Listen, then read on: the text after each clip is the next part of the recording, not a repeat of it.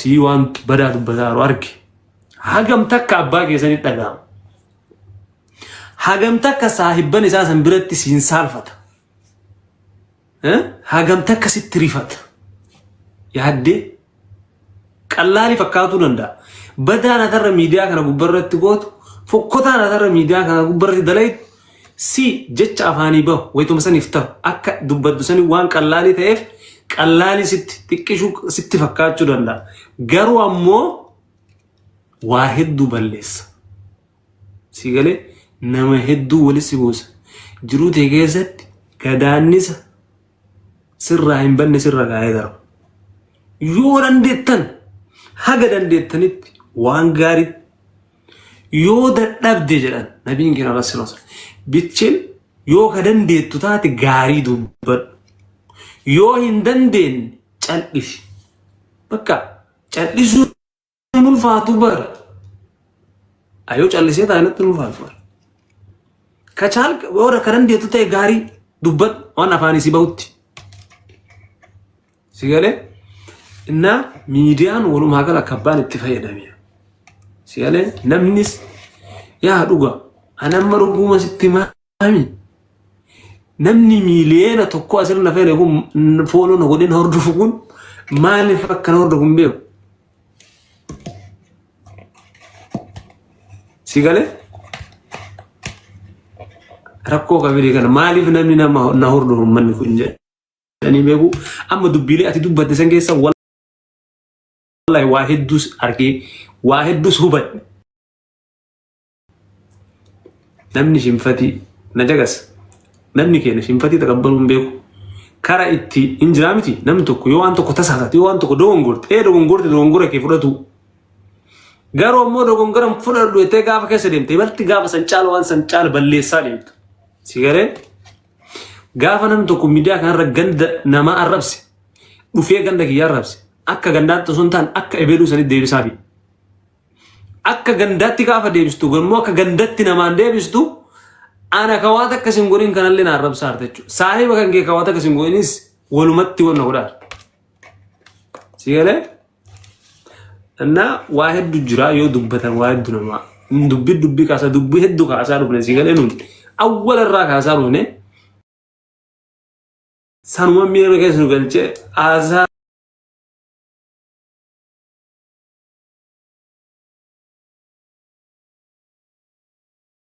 كندي غلطون يعني وان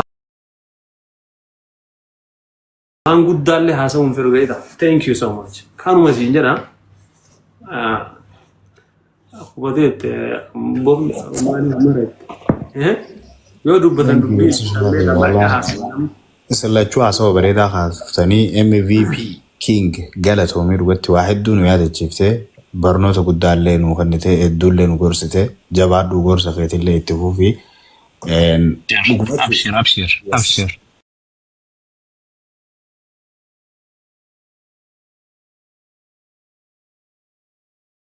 يا والله أنا ما جيزتك كتاك نندوكم غريس نم نبلسين غريس عدد وان هارا وارغا وان تكبر لقيتم برتا ديم تيبل تبيكم سكيكون سيدا بلا ديم مالي سرّا تشيغالي نم نبلس والله تذكر فإن الذكرى تنفع المؤمنين بيكاس هنغورسان اتهمان إيبانت چالت ديبكم سدا والله لك والله لا هنغورسان يا أما أسرت وقت كتب جور بعد بس شاخية يعني حاسو بليس خينيا نو قد خيسا بوينتي هدوتو أنا في ساتي في اللي واحد تنو كجيتي يادا قول لي خيسا ديكتو قبا فردتشو قبا جيسي قلي والله وان سريد أمو فكينيا فكاتان قومسي نتيوان خانت تيغالي MVP غافا سيغالي نمني دلي خون دفاة فولو نقول يوخا نمني دلي خون دفاة في متي يرو سيغالي artisti خينيا جبارة بني جوهر فانس مني الآسيرني أردي ندوكو نزيكو دلوتا جوهر نوكاري كوبي جوهري كيرو جوهري نتي يرو سنخيسا وانجرو سبونمان يرو سلا سيغالي ديمني بيا فرنجي خيسا تريسو سني ورقا سنقبنو مالي اللي انقبنو سبودو كورونا دفع بسشانس نبيخا سلا يرو ديمني لب ايتي ناغر تيمي saba kanaaf wareegnu keessa. Diinaaf ifannee ganda diina walakkaa ta'a arraba jarri nuun jaansan dachaa goonee deebisaa fi Hacaaluu keenya katu suuraa gaggaragalchuu turan nullee katee dhiyaafroo gabbaafnee gaggaragalchuu turre jechuudha. Diinaan wal qabaa walitti dhaadachaa achi koo waliin jechaa jarri halkanii guyyaa nu arrabsaa jechuudha. Arraba diinaatiif odoo guyyaa tokko gadi hin jeen odoo sodaannee irraan deebiin imbaasii cufsiisaa ture. Magaalaa biitti tun qabdu tokkoon laayifii dabarsaa fi ture siigalee bakka hunda deemnee gaafa san hiriira deemne magaalaa biitti tun qabdu gurguddoo mara osoo waan nyaannuu hin qabne yeroo sanitti miira keessa seenee xiiqiin dammarrame akkuma jaaniin saniin deemnee saba kanaaf waan ni godhaa turre namnis gaafuma san hiriira sanirratti fi waan sanirra waan nu argeef hawaasni keenyallee jaalala nu garsiise. Jaalala ajaa'ibaa nu garsiisee nu kabajee nu jaalatee siigalee folollee nu godhu. Nullee saba kanan saalfachiifne. Eega gaafa san foloo nu godhanirraa hagaarraa ani amma maybe dogongoruun hin mala ilmi namaa guutuun sirriidha jee namanu ilmi namaa hin dogongoraa maybe yeroo tokko nama mufachiisuu mala. Garuu akkasitti takkaa Oromoo gosaan tuqee yookaan dhuunfaanillee nama dhuunfaallee arrabsee hin beeku sooshaal miidiyaa kanarra koomantiinis haa ta'u viidiyoonis haa ta'u yeroo tokko gisee keessa seenee akkasii galee nama dhuunfaa sanirratti yookaan waan nama san waan arrabsu sanirratti yoo nama dhuunfaa nama sanirra yoo xiyyeeffadhe malee takkaa hawaasa Oromoo arrabsee hin beeku kutaa Oromoo tokkicha arrabsee nama tokkollee arrabsine hin beeknu saba kana dhugaa dubbachuuf saba lubbuu kan nuuf irraa hin qusannedha waan maraan. Yeroo sanitti ofii keenyaa nuti tuqamneeti miti. Saba keenya tuqame saba keenya miidhamaa jira jenneeti saba kanaaf akkas ta'aa turre fuula durallee ni ta'a. Nuti dhaloota siigalee Jawaar Mohaammed akkuma nan jee akkuma abbaan keenya leenjii jaranaal waaquu guutuu dadhabnu iddaan buqqifnaa dadhabnu ilmaan itti guddifna jee nuti ilmaan isaati. Kaayyoo isaanii san galmaan gahu fuula duraaf inshaallah waan dandeenyu maraan irraa duuban deebinu oggu takkallee saba keenya taatu ammoo hin jaalan. Wallahi saba Oromoo hawaasa Oromoo kana nama tokkollee waliin mamsiisu siigalee shakkiillee hin qabu kuni ammoo booda kana keessa namni keenya kabajaa san gabbuusaa dhufeeti wal xiqqeessutti gattaa'e. Kanaaf ammoo dogongorri eessaa akka dhufeef maaliif namni keenya akka akkana ta'etu koonfiisu godhee sababa sanitti jaalala akkasii tagaafasiisan maaltu saba kana dhoorge. Maaltu waliigaltee gaafa san jiru amma maaltu akkana waan akkanaa fidee namni muraasni akkana nu rabbashaa kanatu nu mufachiisee waan takka dubbanneefi malee dhugatti saba kana galata isaanii wallaallee yookaan rakkoo biraa irraa qabaannee waan nu godhuu didanii maal nu godhuu didanii jenneeti miti. Akkuma ibsi shaarree haasoo keessa jee anillee namni marti kun maaliif akka foloo nu godhu hin beeku dhugaa dubbachuuf. Yeroo sanitti foloo nu godhanii akkana beekamti akkana argadhaa odoo hin taane bakka waanuma natti mul'ate. Waan sabni kiyya argachuu qabu kanuma godhe. Takkaa akka namni foloo nu godhu namni foloo nu godha jee foloo barbaadaaf wanni addaa kan godhee beeku tokko hin jiru. Fakkeenyaaf namni siistama adda addaa fayyadamee tooppika adda addaa fayyadamee waan adda addaa fayyadamee foloo waliin qaqqabachuu dhima danda'ama. Namni barbaade sooshaal miidiyaatti yeroo ammaa kanatti tooppika barbaade waanuma barbaade ta'etu foloo argachuun dhima danda'ama amma yeroo sablaadha keessattuu tiktook irratti.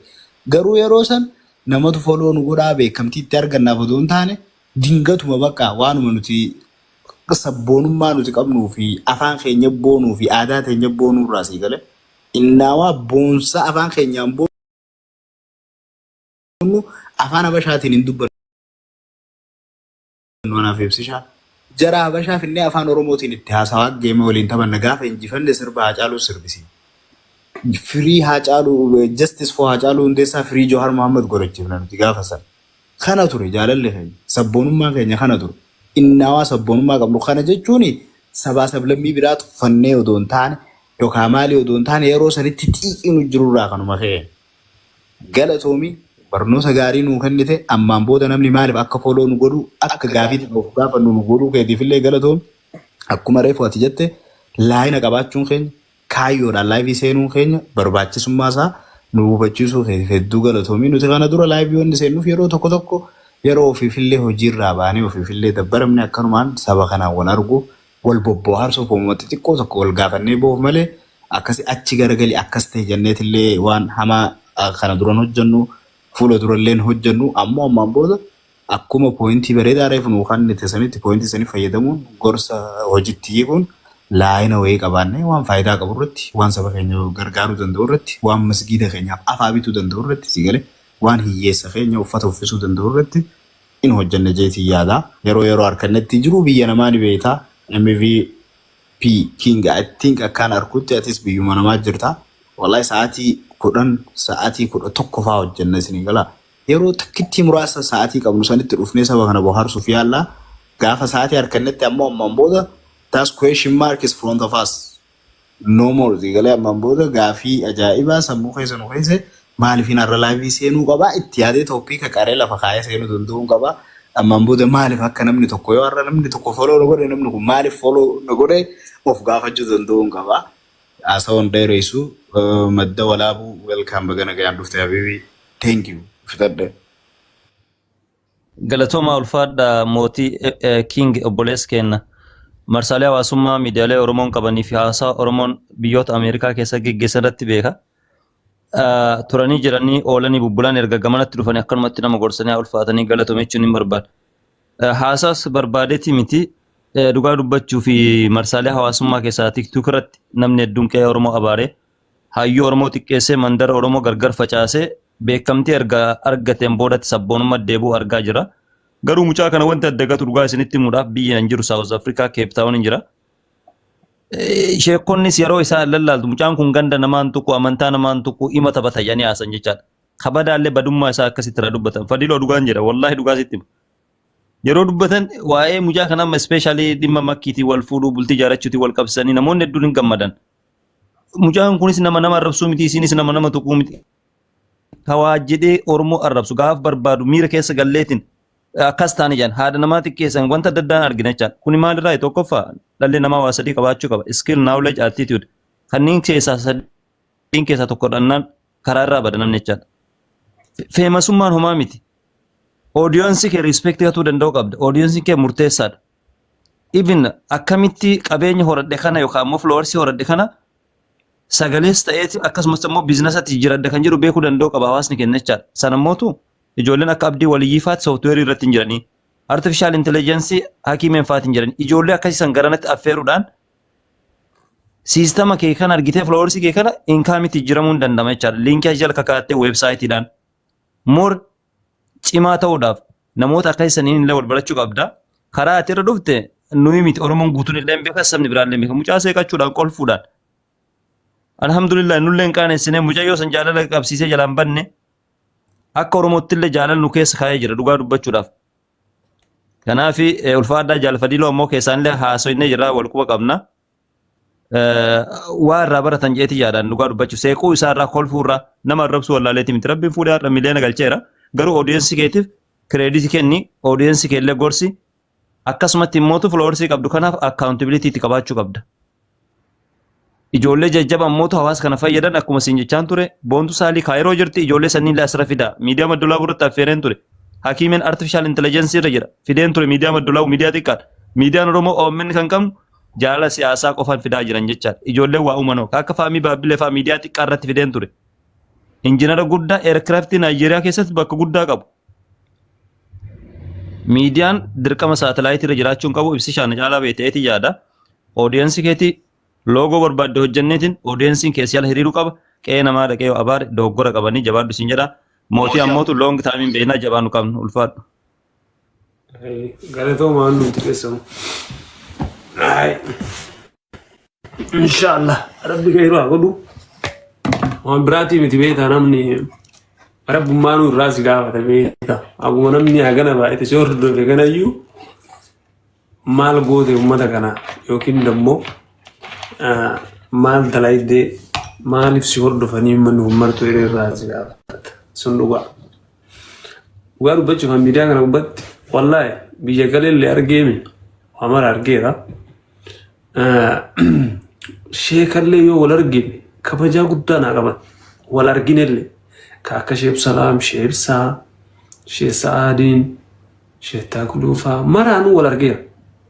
Innaa hedduu takka bakka hin jiraami kabajaa fi jaala guddaa naa qaban waliin taphannee waliin kolfinee waa hedduu waliin dubbannee biraa deemne.